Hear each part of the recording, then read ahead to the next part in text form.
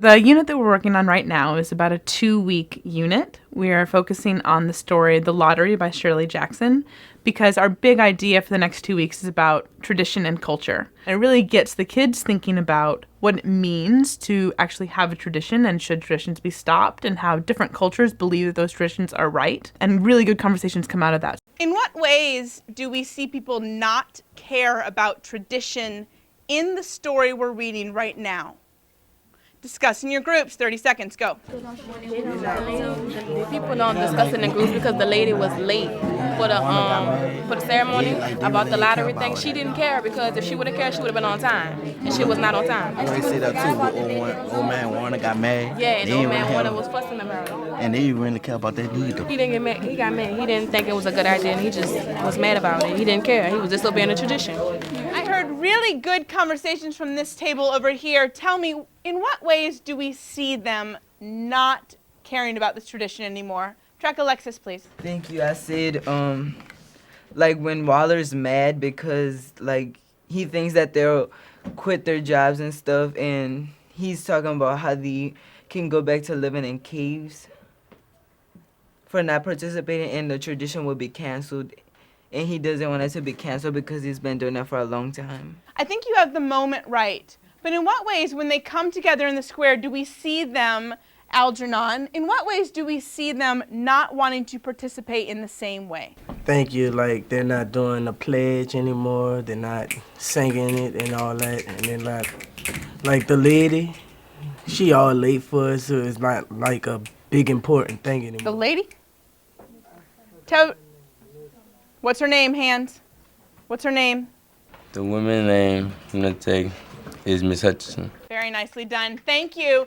It is time now to transition. We have teacher versus student game to have today. Very quickly, 5 points each. Question number 1 is define protagonist. It has 2 parts of the definition. 30 seconds. I'll call on anyone. Go. We don't need one shitty people. Stop the problem. Like stop it from happening.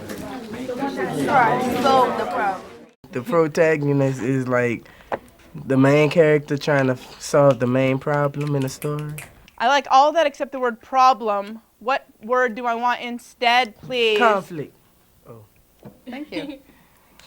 Question number 2, I will give you your points, obviously. Define antagonist. 30 seconds, go.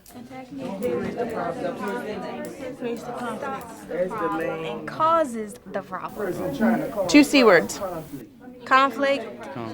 Well, the character Oh, the character that causes and continues continues it. the conflict. Good. Thank you very much. Question number 3, which one is more important to the story? Protagonist or antagonist? Discuss.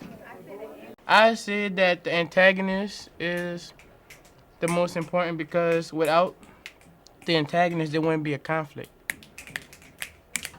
They both equal. I think it's equal because without the protagonist, without the Helper. the antagonist, you won't have a problem, and without the protagonist, the problem won't get solved. I dig it.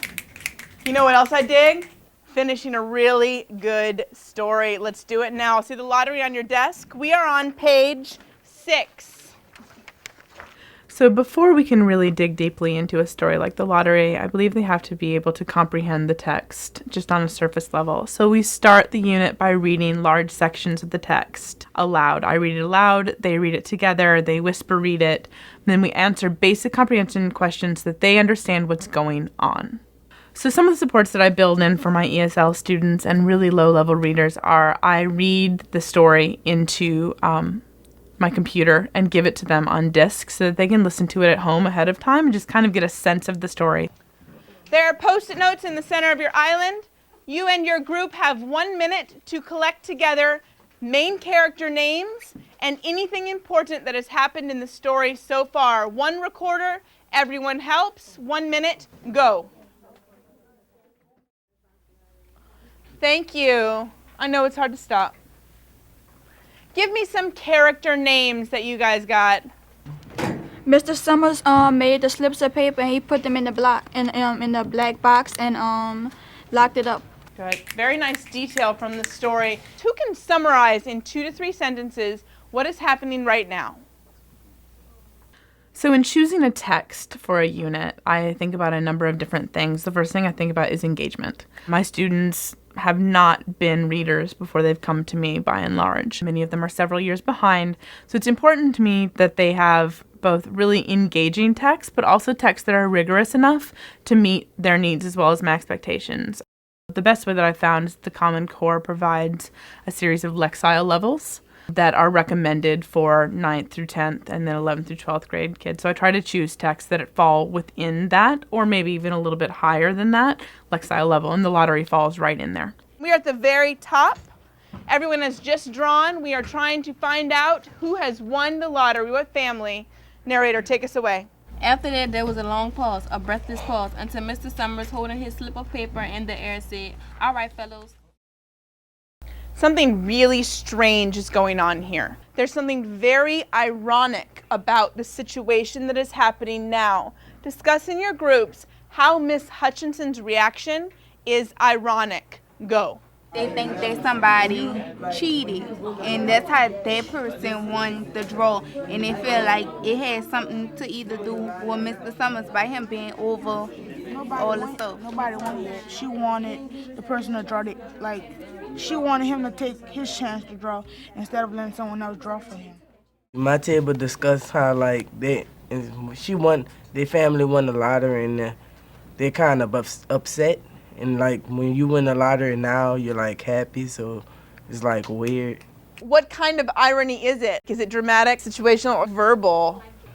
Discussion in your groups. It's what like type of irony is it? 30 seconds, go. It's situational, and she's screaming out dramatic. It's situational because they didn't expect Mrs. Hutchinson to act like that. Very nicely done. Let's keep going, guys. There's Bill, Junior, and Nancy, and Lil Dave, and Tessie, and me. Pause. How many people are in this family currently? Show me on your hands. Show me on your hands. How many people are in this family currently? If you have 5 on your hand, you are absolutely right. Underline them, please, in your text. In the family right now, Tina, who's in the family?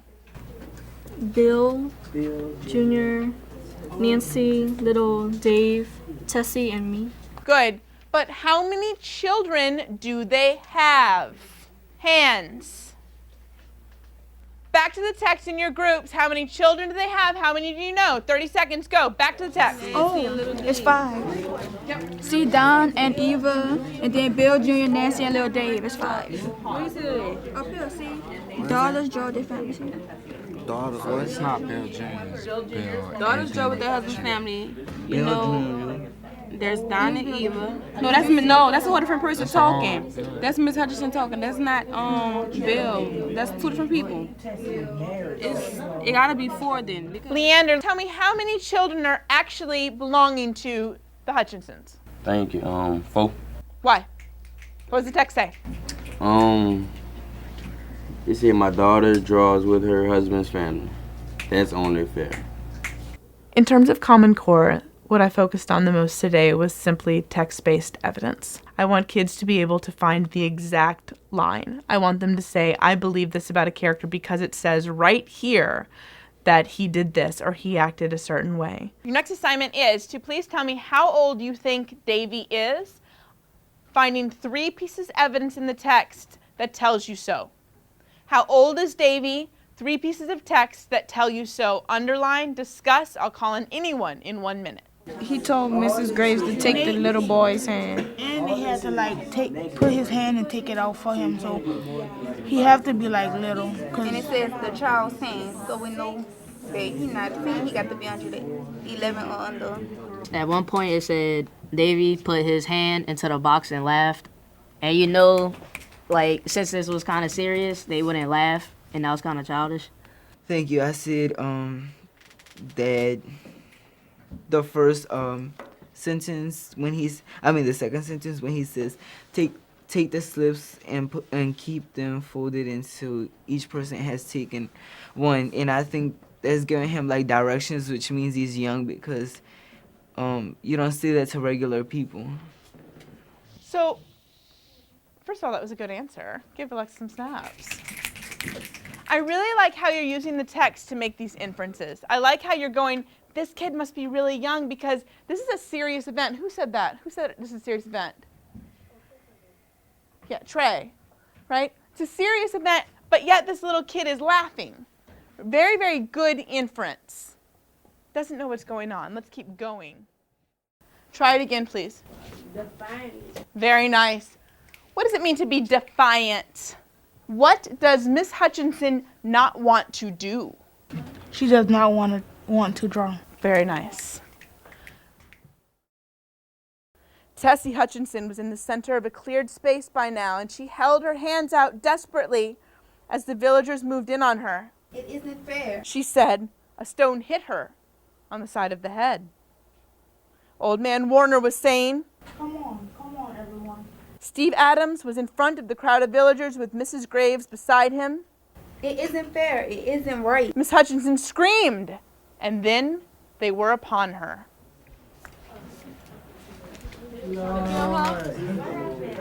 Discuss in your groups what happens at the end of this story. Discuss, go. Mrs. Hutchinson got stoned because when they was up there and they was pulling the 5 slips of paper, her name got pulled, so she was the one who was gonna die. Discuss in your groups what hints does the author give us that this is going to be the end of this story. Discuss. Like the way she kept saying it isn't fair. Because, like, when you're in a lottery, if you win, you're not supposed to say it isn't fair. You're, like, happy that you won. She snatched the paper out and held it behind her. Very nice. Which tells us what, Sean? That she really didn't want to do it. Very nicely done. And that actually is a really good lead-in to the clues that were actually there, because our 1 of 3-part series is on symbolism today. Please, in your notes, last page of this week says symbolism. There are a couple of ways to find them. One is to look for objects, ideas, or names that repeat.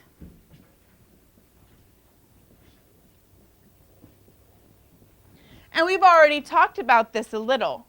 Can someone give me an example from the story Bang of an object or name that repeats that became a symbol? Jason's toy soldiers. What do those end up symbolizing?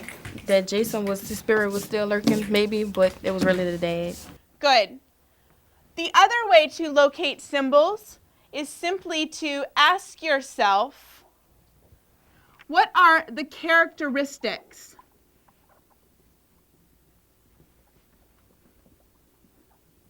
of these objects, etc.? I'm saying objects, etc. just because objects, ideas, or names. I think the stone symbolized death.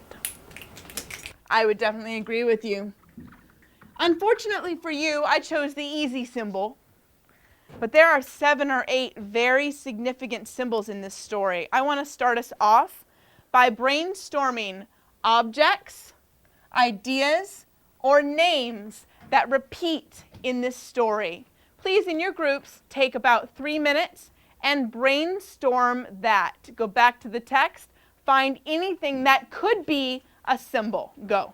We're focusing on symbolism in this unit, and if they can't find the symbol and find that textual evidence before they tell me what it symbolizes, then it's not actually a symbol. It's just them thinking big thoughts. And I love big thoughts, but ultimately they need to be able to back those thoughts up in the text. I see Old Man Warner because he symbolizes the past, because at the beginning he was thinking that the lottery never changed until now instead of started getting younger people, and he was grumpy, he didn't like it anymore.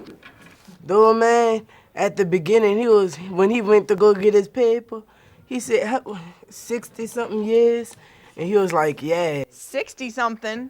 70-something years, and he was like, yeah, 70. And I was like, what sense does that make? What sense does it make, Cumbria? I thought he was, at the beginning, I was like, you've been losing for 7, but actually he was not getting stoned 70-something. I was like, oh. Very nice connection.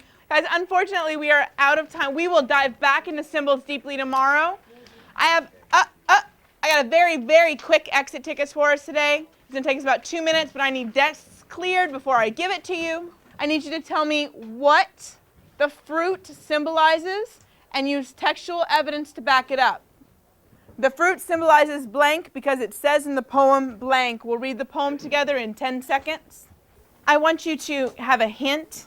This poem was written during the Civil Rights Movement. Strange fruit. Southern trees bear a strange fruit. Blood on the leaves and blood at the root. Black bodies swinging in the southern breeze. Strange fruit hanging from the poplar trees. Pastoral scene of the gallant South. The bulging eyes and the twisting mouth. Scented magnolia sweet and fresh, and the sudden smell of burning flesh. Here's a fruit for the crows to pluck, for the rain to gather, for the wind to suck, for the sun to rot, for a tree to drop. Here's a strange and bitter crop. What is the fruit? From the exit ticket, I will be able to see whether or not they actually are able to easily pull a symbol from a short text and analyze it in terms of textual evidence. If they're doing that really well, tomorrow they will independently do that with the lottery. If they aren't doing that well yet, then we'll have to do a couple more examples together in class. Thank you, Jada. Very good thoughts from you today, ma'am. You're right. Yay! Bye, guys.